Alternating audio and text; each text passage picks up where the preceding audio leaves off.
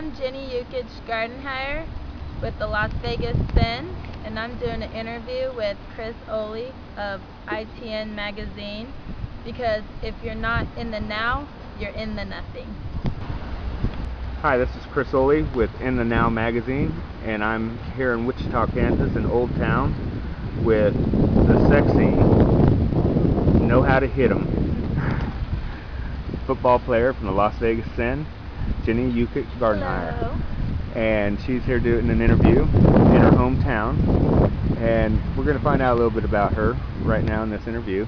And so what I'm going to do is let her do all the talking as I put in a question here and there. Are you ready for that? All right, let's go. All right. Tell us a little bit about your history on what you did growing up in high school.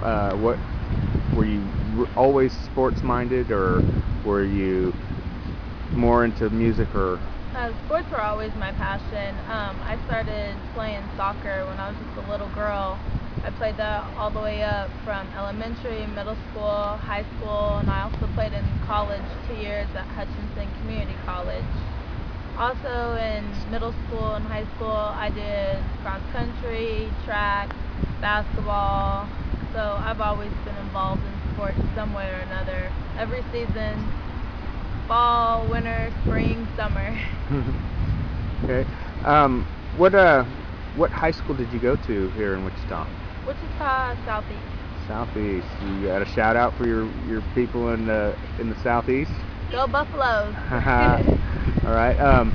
When you went to Hutchinson JUCO, what position did you play when you were on the soccer team? Depending on our format, center forward or just left wing.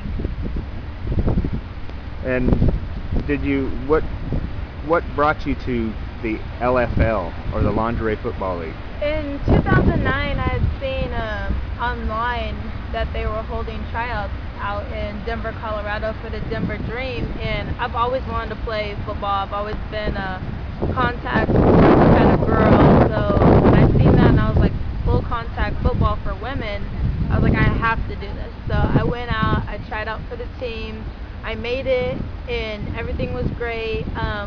We didn't have the best of season in Denver, and so they didn't bring the Denver team back for the next year, so I took a year off. And then when I found out Vegas was getting a team, that's when I moved out to Las Vegas last year and started playing for them. The team in Vegas, we did great. We had a great season. We had an unfortunate loss at the end where LA came back and beat us the second time around, but our season, we're getting ready to have tryouts on the 22nd of April. We'll be practicing for a year and getting ready to get back out there and do it again May of 2013. Ooh, let's go San. Let's go. Okay, now, so when you went to Colorado, and you played in Colorado for the 1 year, if they were to bring that team back as an expansion team in the future, do you see yourself going back to Denver where your roots are?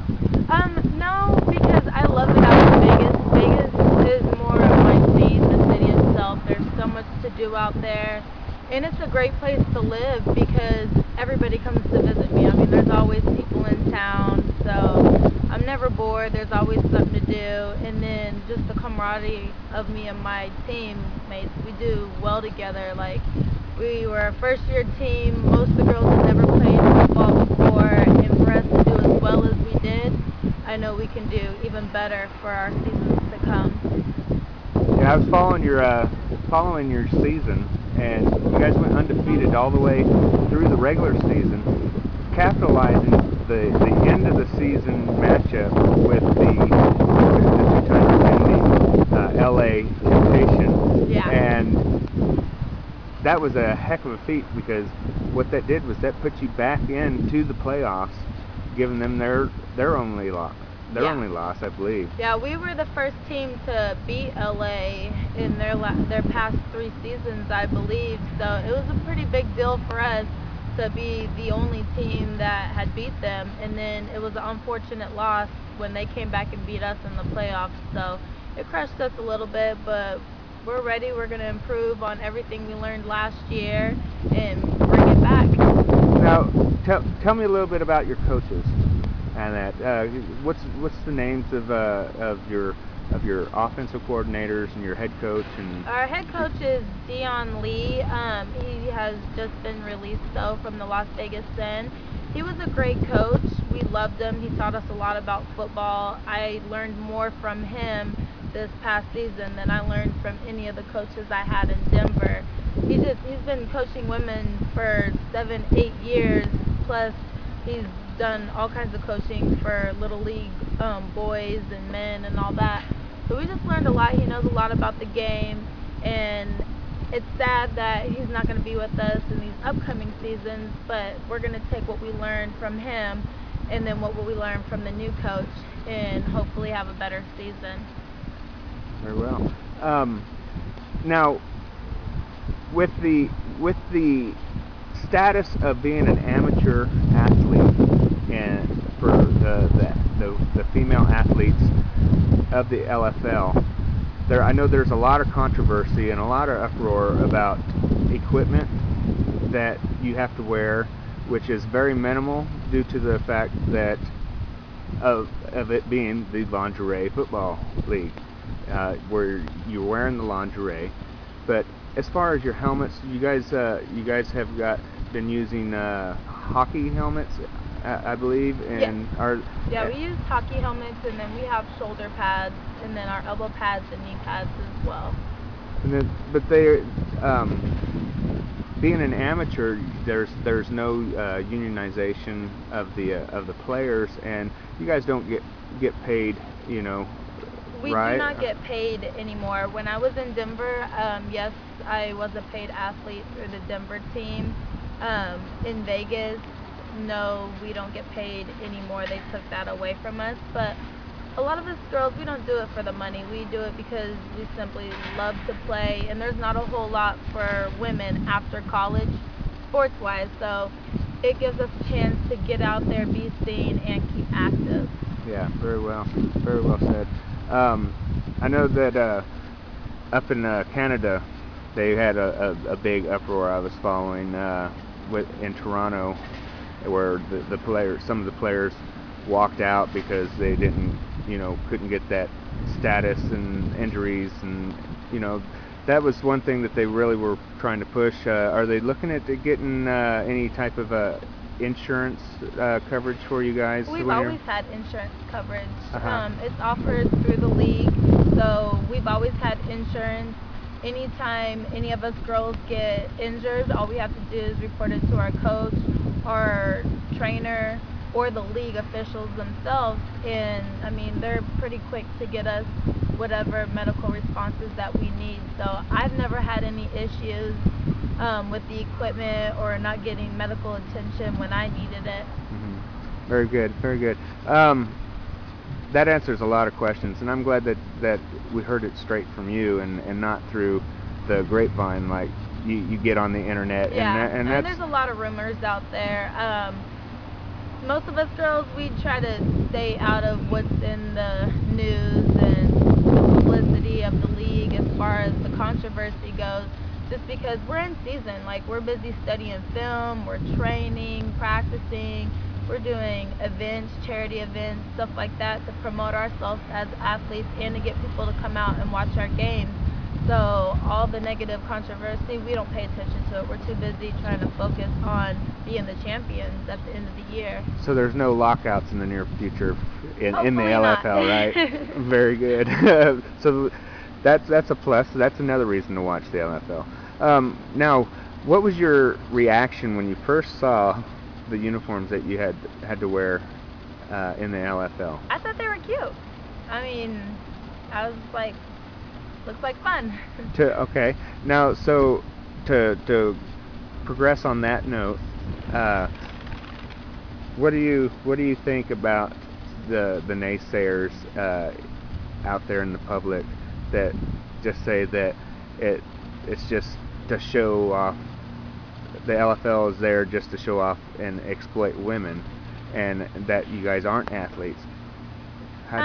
Wearing the uniform, part of that is to get people to come out and watch us play, just for the simple fact that we are women. So a lot of people are going to be iffy at first. Can they really play football? But usually when people come out to our games, they don't even notice what we're wearing.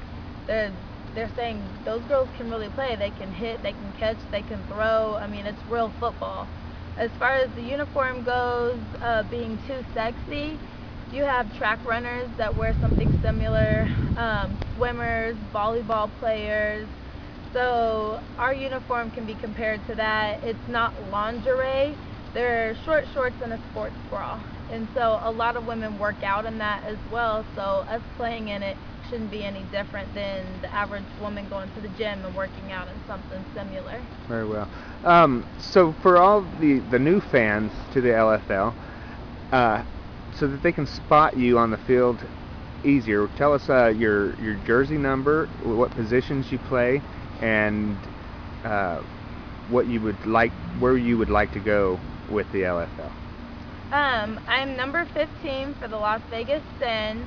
I play strong safety, mostly, and a little bit of tight end, and you usually can catch me laying a girl out. Right on. And now, tell me how. I know that you guys are playing in arenas, Yes. and your field is what, 50 yards long, or am I correct? 30 by 50. Is it 30 by 50? Mm-hmm. Yeah, 25-yard lines. Your midfield. Yes. Okay, and you play 8-man. 7. Is it 7 on 7? Okay, and so tell those people that aren't familiar with the rules of the LFL, how the out of bounds is. When you're playing in the arena and they have the walls up, as long as you don't get hit into the wall or pushed over or whatever you can say, you're still in bounds. If you're playing, I know a couple teams like Chicago, they have outdoor arenas, so if you run out of bounds, then you're out. So the arena is a little bit different for that nature. So which do you prefer? Do you prefer the arena, or do you prefer, like, that? I believe the Temptation, they play outdoors in the LA Coliseum, don't they? No, they have an indoor Coliseum as well. Okay. Yeah.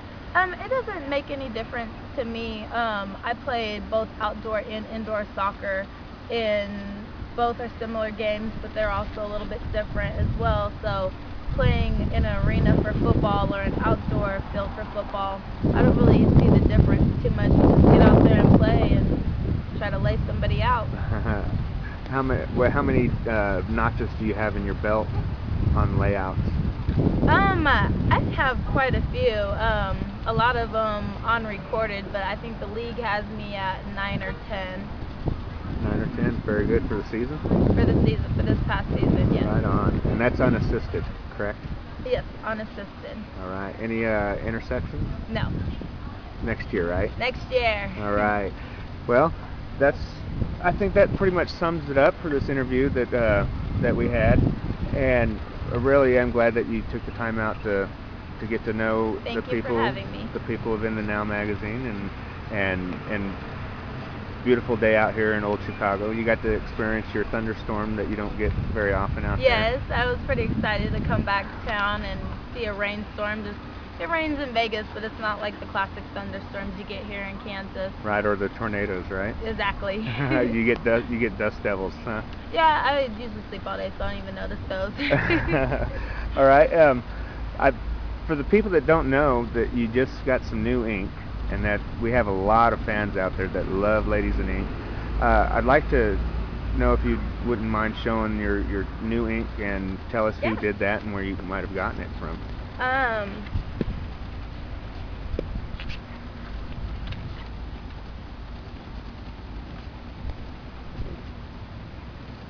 Most of it has been done by 2 artists. One here in Wichita, he has a shop in Derby, Kansas. This one and this one, Duncan. Okay. And then the rest of it has been done out there in Vegas by my artist Humpty. Okay. Sweet. Does he do the Humpty dance? No. I haven't seen it. Right on. Well, thank you for showing us that, and thank you for your time. And